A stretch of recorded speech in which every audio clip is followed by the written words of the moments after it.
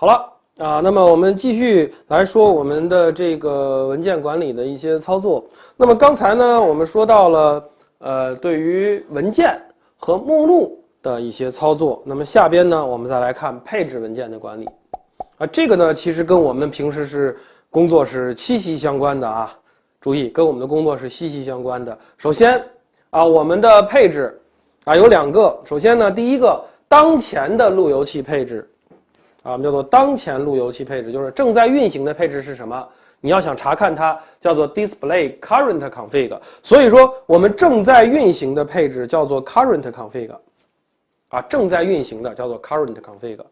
那么还有一个是什么呢？保存的配置。那么保存配置为了干什么呢？通常情况下，我们将配置保存是为了下一次启动能够依然使用这个配置。所以说呢，下一次启动的这个配置或者叫做保存的配置叫做 saved config， 被保存的配置文件那么你要想看到下一次启动它用什么样的配置文件， display save config display saved config。 保存命令注意在用户模式，注意这个一定是用户模式 save， 那就可以保存了。其实呢，保存配置还有另外一个作用，就是把当前的配置记录下来，然后我去修改别的配置，万一做错了呢，我可以把这个东西恢复回去，对吧？这个叫做配置的备份。那么在配置备份的时候，我们也可以用 save， 后面要跟上一个文件名称跟上一个其他文件，一会儿我们来演示。那么还有一个命令叫做什么呢？叫做 reset save config。 这是什么意思？这个叫做清空配置。那么清空的是谁呢？注意，只能清空 save config， 不能清空这个 current config。 当前运行的是清空不了的，你只能清空这个 save 的 config。 那什么叫清空 save 的 config 呢？就是有点类似于我们有一些这个软件里边的这个叫做恢复出厂值，对吧？就是把你所有你做过的配置全都给你清掉，然后恢复成为一个出厂状态。当然这个清除了以后，你是要重新启动这台设备才可以恢复到出厂状态，因为你当前使用的是 current config， 这个东西是不能被清除的所以说你清除完了这个以后，你要重启动设备才会进得去这个是我们说的 reset 这个 save config 从这儿给大家可以看出，刚才我们学了一个 reset recycle bin， 这儿又学了一个 reset save config。 所以说在华为的设备上面，你想清除掉什么东西，用到的命令就是 reset 后面我们会看到很多，比如说我想清除掉一个协议的邻居关系，我们也要用 reset 最后一个比较配置文件，这个是两个配置文件作为一个文本对比，这个我们用的不多，就是比较这两个配置文件有什么不一样，然后呢把这个不一样的东西呢给你显现出来告诉你哪儿做的有问题反正至少两边是不一样的这个我们用的不多，我们就不去谈它了。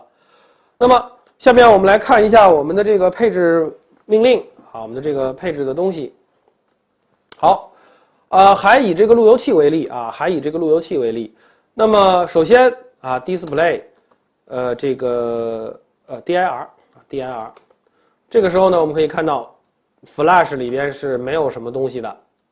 那么我这儿已经有一个配置了，至少我的配置是将主机名注意看那个地方，主机名从华为改成了 R01。那么我想在下次启动的时候就让它用 R01， 那么我可以写 save， 注意一定要在用户模式下去写 save。 回车，他问你是否要保存 ，yes，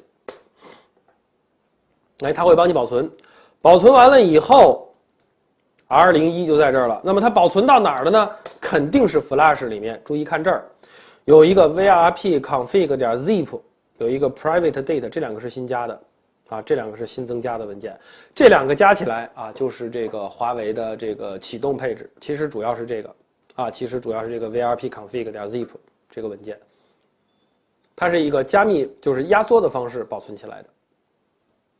那么你说我想把这个东西呢，第一次的配置我想把它保存成一个其他的东西，好的 save， 比如说你可以给它起个文件名，我刚开始的配置比如说叫做或者说起一个名字或者起一个时间2015年06-01点儿，注意，保存配置文件只能有2种扩展名，要不是 zip， 就是压缩格式的，它自动会帮你压缩；还有一个叫做 CFG， 叫 config， 就是默认的文本模式，只有这2种方式可以，别的方式都不行。必须是点 config 或者是点 zip 这2种方式，我们就用点 config 回车 ，yes。好，做完这个以后，我们再来看 dir， 在这儿多了一个20150601点 config， 这个文件看比这个稍微大一点，因为这个不压缩，这个压缩了，这2个不一样的。好，那么下边呢，我们接着来看这2个文件，你说下回被启动的时候会被哪个被使用呢？注意，这个才叫做 save 的 config， 它会被使用。这个只不过是你自己存的一个版本而已。这个只不过是你自己存的版本而已。那么 reset， 或者说我们现在可以看一下了 ，display 这个 save 的 config， 看下回再启动的时候，主机名叫 sysr1 了。如果说我现在 system view 我把它改成 sysname， 我把它改成 router1， 退出然后我不保存，那么你 display save 的 config 还是系统名是 R01， 也就是说下一回重启动还是 R01。那么一旦你保存过你比如说 save 一下 yes，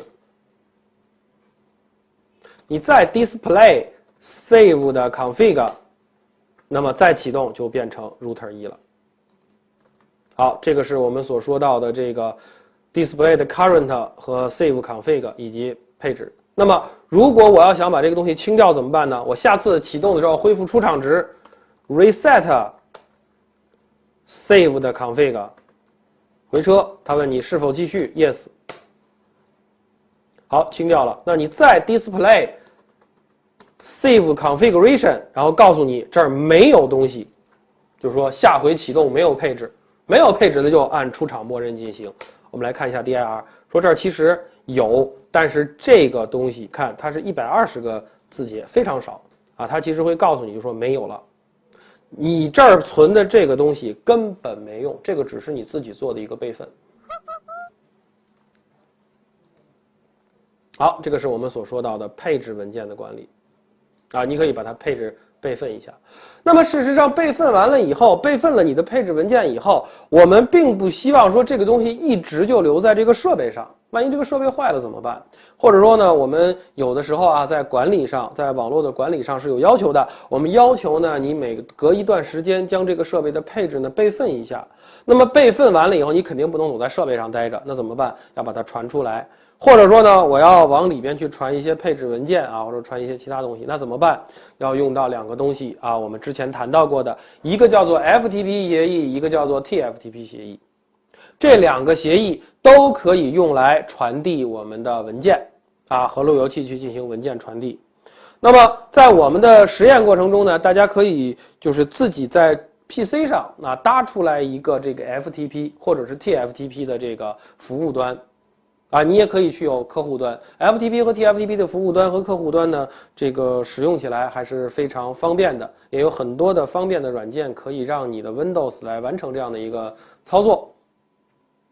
那么当你这边搭好了以后，你的这个路由器或者说你的网络设备就可以跟着这个 FTP 或者 TFTP 来进行文件的传输，你也可以将这个东西传出来了。那么在这儿注意。我们做这个实验就比较麻烦了我们在这儿呢，我们要给大家介绍这个实验里面的云里边的这个 Cloud 这个功能。好，我们在这儿装一个 Cloud， 这个 Cloud 呢，把它拖出来一个 Cloud 以后是这样，这个 Cloud 可以让你的虚拟设备和你的真实网卡，或者说你的操作系统上的网卡进行一个连接。这个 Cloud 一边连接的就是真实网卡，另外一边去连接这个路由器。那么在连接之前，我们管这种方式我们管这种连接方式叫做桥接。那么在连接之前，比如说你要先双击这个 cloud， 然后第一个选择什么呢？绑定信息这儿选择 UDP 端口类型以太网，然后勾上这个开放端口。其实这个勾不勾都行啊，这个勾不勾都行，这个开放端口这个地方勾不勾都可以。然后点一下增加，这个时候呢，你就有一个以太网端口了。然后注意，在这儿绑定信息这儿再选第二个，除了 UDP 以外，看我这个网上，我这个笔记本电脑上啊有很多个网卡，比如说有一个叫本地连接3的，有 VMware 啊一个虚拟化程序的，有 VirtualBox 虚拟机的网卡。本地连接这个 IP 和无线网络连接是我的笔记本电脑的一个有线网卡，一个无线网卡。你随便选哪个都行。在我这儿呢，我个人选择了本地连接3，啊，这个 IP 地址是 10.1.1.1， 然后类型也是 Ethernet， 也是以太网，然后再点一下增加，你就加入了第二个。然后你不是有2个了吗？在这儿配置端口映射啊，在这个位置配置端口映射，端口类型就选以太网。然后入端口编号1和2，你随便选一个；出端口编号选另外一个。你要么写1和2，要么呢在这儿选2和1啊，这个无所谓，这个是无所谓的，我们就选1。下面这个出端口编号选2，然后下边把这个双向通道勾上，然后在这儿再点一下增加。这样子的话，你在这个位置就会有1对应2， 2对应1，两个东西出现。这两个东西都完成了以后，你不要点删除啊，这个地方不要点删除，直接点关闭就可以了，然后把它启动。你再拿网线连 AR1， 我们找一个以太网 GE0-0 连接到这个云，它只提供给你一个端口，你给它连上就行了。另外一个端口它自动的已经连到你的 PC 上去了，啊，另外一个端口已经自动的连到你的 PC 上去了。那么这样子的话，其实就是在这个云里边后边就是我的 PC 了，啊，就是我的 PC。我桥接的那个网卡是 10.1.1.1 的这个 IP 地址的网卡。好，做完这些以后，我们继续来看。那么做完这些以后啊，下面我们来看，首先我们要配置一些东西了。在路由器上面，首先我们要想要做任何配置，先得进到 System View 系统模式下，然后注意我的 PC 是有一个 IP 的，是不是这个路由器也得有一个 IP， 我们两个才能通啊？两个 IP 地址还要按照我们之前的讲法，两个 IP 地址还要在同一个以太网段的，同一个 IP 网段的，两个 IP 地址要在同一个 IP 网段的，所以说在这个里边。那么 AR1 的 G0-0 端口也要配置一个 IP 地址。我的 IP 地址刚才大家看到了 10.1.1.1/24 啊，其实我可以给大家在这儿看一下，打开网络中心，我的这个本地连接3详细信息，看 IP 地址 10.1.1.1， 子网延码3个255，也就是/24位的。那么在这儿，我的路由器上也得配置一个。想要配置哪个接口，就进到哪个接口的配置模式下，所以说是进到接口配置模式，用 interface 这条命令来完成。interface， 然后这个地方告诉你是端口是什么 GE0-0-0， 那么我们就在这儿写 G0-0-0， 啊，这是一个端口的编号，回车。那么这样我们就进入到 G 比特端口0-0-0的配置模式下。然后给这个端口配上一个 IP 地址，注意，对于路由器来说，是每一个端口有一个 IP 地址，而且这个端口路由器上的端口的 IP 地址，任意2个端口的 IP 地址不能在同一个 IP 子网里。注意啊 ，IP 地址在路由器的端口上配置是有要求的。一个路由器的任意2个端口 IP 地址不能属于同一个 IP 子网，或者叫做同一个网段，因为路由器是负责进行网段连接的，所以说2个端口肯定这边是一个网段，那边是另外一个网段。好，配置 IP 地址的命令啊，是我们真真正正接触到的第一个有用的命令啊。其实 Sysname 也很有用啊，但是这个就是它用不用都可以嘛。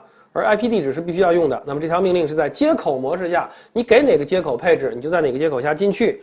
IP address 啊，这个叫做命令啊，就是你想配地址吗？想配地址必须这么做。然后后面跟上你需要给它配置的 IP 地址。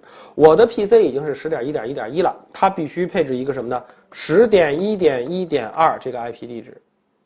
这是 IP， 然后配置延码 255.255.255.0 可以，没问题。这是子网延码。你也可以什么呢？华为支持这样的一种配置方式，空格完了以后写24，就是斜杠24位的延码，这样也可以。通常呢，我们会这样写，啊，这样写省事儿。然后你敲回车，这个时候你就可以看到，哎，这个接口上其实已经应该是配上 IP 地址了。怎么校验？怎么看呢 ？Display， 先看 Display this。在当前的 G0-0 的这个接口配置模式下，配了这个地址。你在这儿写24，它也会给你转换成 255.255.255.0 的，啊，所以说这两种方法都可以，最终显示是以这样的一个方式来显示的。然后我们来拼一下，看看能不能拼得通。注意一点的是，如果你的 PC 上装了防火墙，我建议大家在 PC 上去拼这个路由器啊，你不要在路由器上去拼 PC， 很有可能拼不通的。拼 10.1.1.2， 哎，你看这个地方它通了，通了就说明我的 PC 已经和这个路由器可以连接了。如果我的 PC 和路由器可以连接了，那么 OK， 下边我就可以在 PC 上做一些操作，然后去跟路由器传递我们的数据了。好了，我们休息一下，回来我们来看怎样在 PC 上建立各种服务和路由器传递数据信息。